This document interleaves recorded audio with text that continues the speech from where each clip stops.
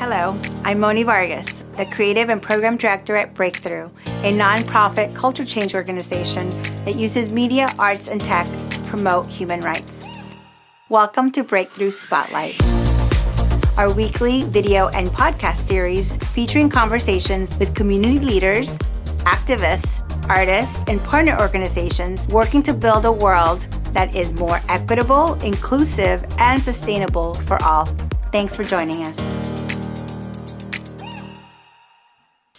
Hello, everyone. Welcome to another episode of Breakthrough Spotlight. I'm Amani Ju. I'm the associate producer here at Breakthrough. And today I have the pleasure of speaking with Jennifer Mandelblatt from Platform Women, an organization dedicated to political representation for women and non-binary folks, and who's also one of our We Count partners. So very excited to have you here and join you in discussion.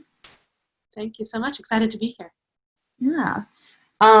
So I guess we'll start with the Our Voices 2020 survey. You recently led a listening tour with Gen Z and millennial youth across the country and published the results in your report, Our Voices 2020. The report highlights a lot of the questions and concerns that young folks have and barriers they face to voting and getting civically engaged. So what were these results able to tell us? And was there anything that surprised you or particularly stood out? So we launched this listening session at the beginning of May, and we spoke to over 200 young people across the country from 32 states to understand how they're thinking and feeling as we head into November. And we had an idea of what we expected going into it because we spent the last 3 years as an organization traveling the country, talking to young people, trying to explain the legislative and advocacy process and what it means to make your voice heard through that, what it means to own your power throughout this entire process. And so a lot of the questions that were arising ended up driving the way that we led this listening session and sort of turned those questions back on their head. So a lot of times we heard questions was, if I speak out, will anyone listen? And so we decided this time to ask, do you believe your voice is heard? Do you believe your voice matters? Do you believe that you have the resources and tools to make change? And so we weren't terribly surprised by what we found. I think it really hit home and really affirmed the need to invest in young people's political power, the need to invest in real systemic change and stop paying lip service and stop promising the world and expecting young people to show up and then doing nothing to deliver.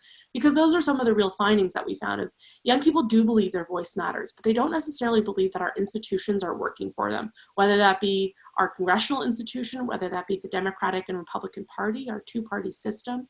Young people don't feel represented within these structures, and they are tired of showing up again and again and again for a system, a structure, and a party that does not serve them, of being treated as a statistic, whether it's as a youth voter and having elected officials and pundits analyze, predict, and question whether or not young people will show up, and then shame them for whether or not they do show up, rather than taking a step back to say, okay, are we engaging young people? Are we providing them with the tools to be effective, to be heard?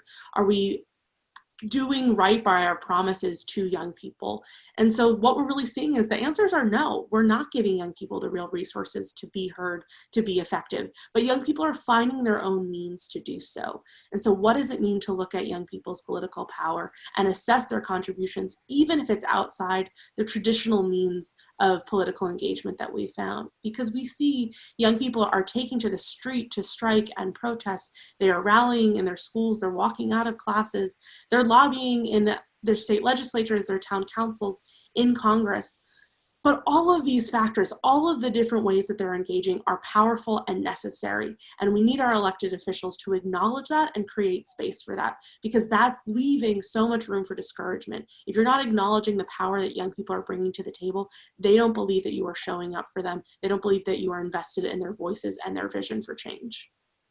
Totally. I couldn't agree more with what you're saying. As, someone who falls in this demographic and, all my friends are obviously similar age, like I couldn't agree more. Yeah, it's very much like, we want this to happen now and we want to see results now. And that's why we're protesting every day. And, those things are important because, we want to see actual physical or, legislative change. And these are the way these things happen. You know what I mean? Like, we historically have just, that's what it's told us. Like, if you want these things to happen, like, our history tells us that, you have to make noise, you can't be silent. And yeah, I couldn't agree more with what you said. But I think it also raises an important point too of, we're told that these things take time, but what does it mean to be growing up? And this is something that our young folks on the listening tour talked about. What does it mean to be growing up in a time where there is no more time to wait? We needed sweeping systemic change yesterday.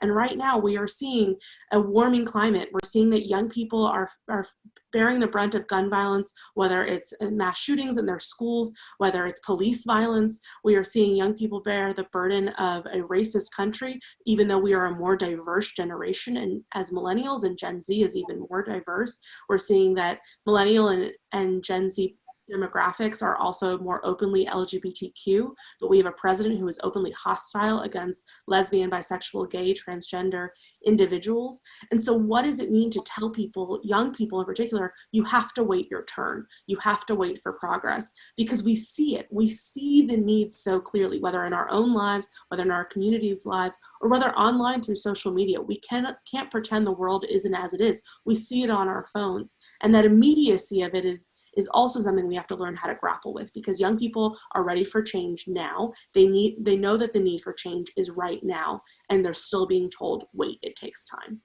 I think that's a really important and powerful perspective, for sure. So quite a few of the people you surveyed said that they feel more connected to politics when they feel they can participate at the local level.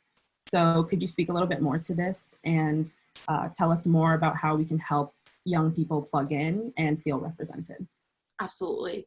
There was a lot of energy and excitement and possibility when young people were talking about local level politics, because it's sort of the uncharted territory for young people in a lot of capacities, and really of our political environment at the whole.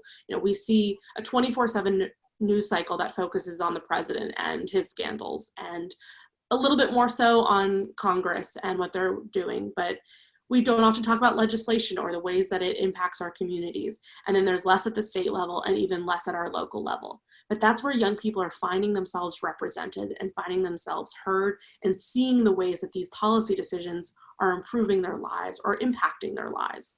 And I think that's an area that we really have to grow our engagement in, because when we asked young people, do you feel represented in politics? The overwhelming answer was no. And for most young people, that question might really bring up, okay, do I feel represented based off of my race, my gender, my sexual orientation, my age? And those were all factors that came up in this conversation. But overwhelmingly, that conversation also went back to ideology, because young people know that representation matters. They know how significant it is to have someone who shares in their experiences be in office, but they really want to see the change that yields. They want to see that deliver. And when you look at Congress, in the 115th Congress, there were 13,000 bills introduced and 3% were passed. And among those were fundamental pieces of legislation that could have changed the way that our generation impacts or navigates our daily lives. But at the local level, change is happening much more rapidly, for better or for worse. We're banning books in town councils, or we are creating new opportunities for young people to learn and engage in their classroom. We're seeing the way that our towns and communities are adapting to new conversations. And that change is much more possible at that local level, where there's a little bit less of that red tape, a little bit less of that conversation holding it up, and a little bit less of that need for political gains. Because at the local level, it's all personal. And politicians understand that when they make a decision, they then have to go back to their neighbors and they have to stick to that decision. And so young people found themselves more represented in their local politics. We had one young woman in Maine say that there was a young Black man, I think he was in Kentucky, who, I don't think it was Charles Booker, but a young Black man who was running for office, but saw himself in the way that he engaged in his community the way that his experiences spoke to his community. And she said, that's what representation looks like. It's people who have walked those same, neighborhoods to school, who've been through that downtown with you, who know the car wash, who know the local diner, and who knows what it's like to live in your shoes every day, or at least what it's like to be in community with you every day, and who can fight for you. So how do we actually invest in that? Because there's not enough resources coming in at the local level. Again, national politics is sexy. We don't see that as much at the local level. Fortunately, there are incredible organizations like Run for Something who are building up power for local young leaders at the state and local level, and are showing us and helping them engage with their community better. So how do we make that more accessible? There's other incredible organizations like Young People For, who are helping young people see, here's how my town council members' decisions impact my life. Here's how, the jurisdiction my mayor has over my life.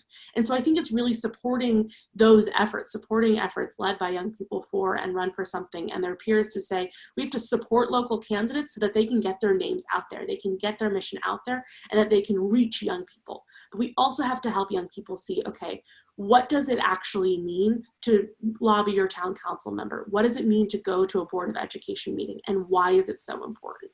Thank you so much for bringing up those organizations that are doing that, because I think that's so important. Exactly. And when we're asking young people to engage and shaming them for whether or not they're engaging, have we actually looked at how difficult it is to figure it out? We had another participant in our listening session say that she will spend hours on everything from Wikipedia to the specific website that she needs to eventually find. But that's because she has put in that effort and time to say, I have the time to do this and I'm going to figure this out. Not every young person has the privilege to spend that time figuring it out. Not every young person has the energy to figure it out.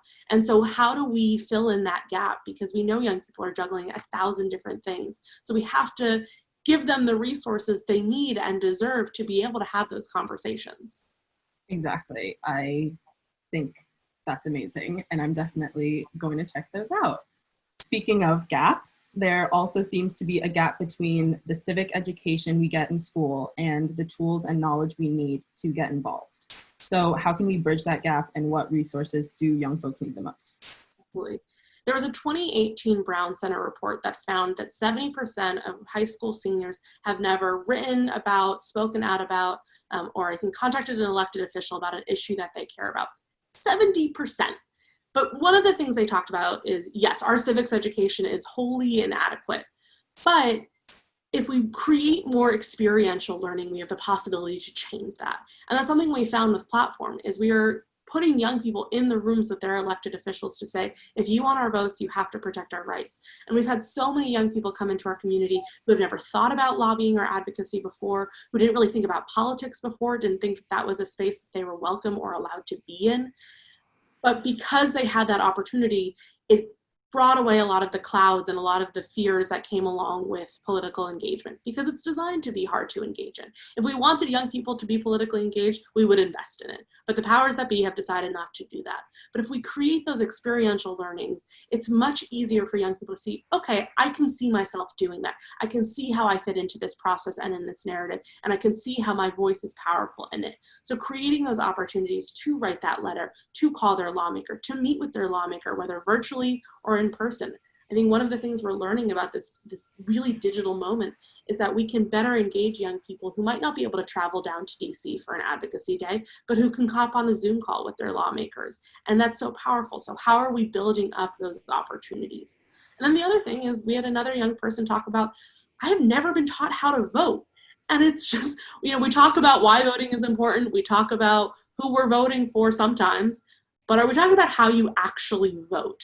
And we have to stop assuming that young people have all of the answers. And I think one of the things that's great, but also we have to grapple with, is while so many more young people are engaging and we're seeing the rise of youth power, we can't treat it like young people now have all the answers, we can step back.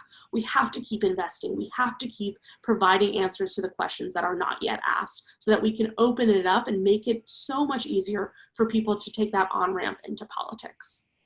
I think you bring up a great point about, the digital age now, especially, and, being able to get more people involved. And, obviously there are restrictions, like not being able to physically be in Washington, D.C. or something like that. But now you're right, like it totally opens up. And, you know, that's just one of the many things we're seeing with this time now. But yeah, I think, you know, the work that you guys are doing is just great. And I love hearing about it. So I could listen to it all day. But yeah, I'd love to also hear more about what sparked your personal political activism and, you know, talk a little bit about your story and how you got involved and how that might help other young people get involved. Sure. So when I was little, my grandma would tell us stories all the time, and it started with a man named Flimbo in my ear, and that was the first story she told, or the raccoon who played the piano. And as I got older, her stories started to be about our family and about the Jewish people, and what does it mean to have this legacy of great-grandparents and grandparents who have escaped oppression to come here. And I think one of the things that I've learned so much along the way is, what does it mean to look at our history as a guidepost of where we are now, but what does it also mean to recognize our privilege in the moments that we have now? I understand that I have a lot of privilege in navigating this world, and I've had opportunities available to me, but I also know what it means for people to wander, to be lost, and to be looking for those opportunities, because those are my families. But I can look at sort of that separation of, my family came to America and they were accepted as white, and the opportunities that have come from that. And so being able to hold all of those truths and see the ways that I get to navigate this world now, but then also be in community with incredible women who have different identities and backgrounds, and hear their stories and their family stories. And what does it mean to look at them and see these common threads and see our common visions for the future, but recognize that we are not the same, that our stories are not the same, and that we can't pretend that we navigate the world in similar ways. And so what does it mean to be able to step back and learn from each other? And that's really what Platform was built on. Yes, it's a policy organization. Yes, it's an advocacy organization, but it was really meant to say that we cannot prescribe what feminism or womanhood or gender justice means to any one individual, because we've all walked this world differently. We've all experienced this world differently. But what we can do is see how our intersecting values align, how we are united with a common goal, and create space and hold space for all of that. Because one of the things we were really committed to is, we talk about intersectionality, but how do we put Kimberly Crenshaw's words and theory into action? And how do we, as a generation of young people who, as we talked about earlier, have access to all of this information, who can see the world unfolding around us and either see ourselves in it or recognize how we are so separate from it, and that the privilege afforded to us because of it. So being able to see the world as it is, and see that experience reflected in our neighbors and our community, and saying that we don't have an option but to fight together. We don't have an option but to join shoulder to shoulder and fight forward with a common mission, without diluting the individuality and the unique experiences of each person. And it's in the uniqueness of our stories that we're able to call and advocate for change, because when we look at policy right now, we know that whether it's the coronavirus relief bill, the first package that came out, it impacted students differently, it impacted undocumented individuals differently, it impacted DC residents differently. And so if we're not listening to people who are impacted, then we're not able to create change that counts them in. If we listen to young people and we encourage young people to show up and say, hey, that doesn't work for me, that doesn't count me in. If you want to represent me, this is what it looks like. And we only have those answers through our stories. I mean, there's the phrase, and I don't know who to attribute it to, but attributing it to someone, that those closest to the problem are closest to the answer. And that's so true of in identifying our stories and our experiences and finding power in our stories and experiences, we'll be able to see, okay, what are the struggles I've overcome? What are the barriers I still face? What are the opportunities I've had? And how do I make sure that those opportunities are available to people, that those struggles I've overcome are gone for the next generation? And what do I need to tear those barriers down? And it's only through our own unique perspectives that we can start to build that broader picture. Yeah, I'm thinking of so many things, just, our work at Breakthrough, like in terms of, with our We Count campaign, like we have this opportunity for young people to talk about voting in this way. And whether that's through art or through, a video or writing, like we just want to hear your voice, we want to hear what you want and what is important to you. So all of that work is extremely important, and thank you so much for that. So lastly, I guess I would ask what your hopes for Gen Z and young people are for this upcoming 2020 election and beyond. What do you hope to see? Absolutely. I first want to say I recognize that young people are holding a lot of pieces and are navigating a painful election cycle for some and an energizing election cycle for others. But we all have to get to November, and then we all have to work beyond it. And so what I would say is I hope young people turn up in great power on November 3rd, on Election Day, and make very clear, if you want our votes, you have to protect our rights. And I hope more so than putting that burden on young people, because I think young people are going to show up. One of the things we talked about in this listening session is young people know how much is at stake. So while they have their qualms and questions and concerns, they know how much is at stake and how much we have to lose. And they're going to use every single tool in their toolbox to fight. And that means voting. So I hope we can see that on Election Day. And then I hope that the political institutions, whether that's, the political figures or political parties, so whether it's our elected officials or political parties, respond to that and say, we know what it took for you to show up here. Here's how we're actually going to listen and prove that you weren't just a pawn in this game, that we didn't just use you for your vote, but that you're actually part of our vision moving forward. And that's one of the key parts of our listening session was whatever happens on November 3rd is not tacit approval one way or another. It's not saying we are good or against what's happening right now. Well, I think it's saying we're against what's happening in our world right now, but it's not necessarily saying that this candidate is the perfect vision, whether that's a state, local, or federal level. They have our perfect vision and that we trust them to just lead forward. No, we're saying we're showing up for you because you are making a promise to us to say that you will show up with us, that you will open space for conversations, for our voices to be heard, for us to be a part of the process of how we move forward. And so as much as I hope and I believe young people will show up on November 3rd, I'm really excited to see what happens the day after and how our political institutions open up that space. Thank you for saying all of that. I feel like that was such a powerful message to end on, because, as crazy and bizarre as things might seem in our world, we have to have hope. And that hope is voting and, exercising these rights that we have and using our voice in any way that we can to, further our intentions and what we want and for a better world. So thank you so much for that. And thank you so much for joining us in conversation. I really enjoyed speaking with you. Also be sure to check out our We Count campaign at letsbreakthrough.org/WeCount. And for more from Platform, visit platformwomen.org. Thank you so much.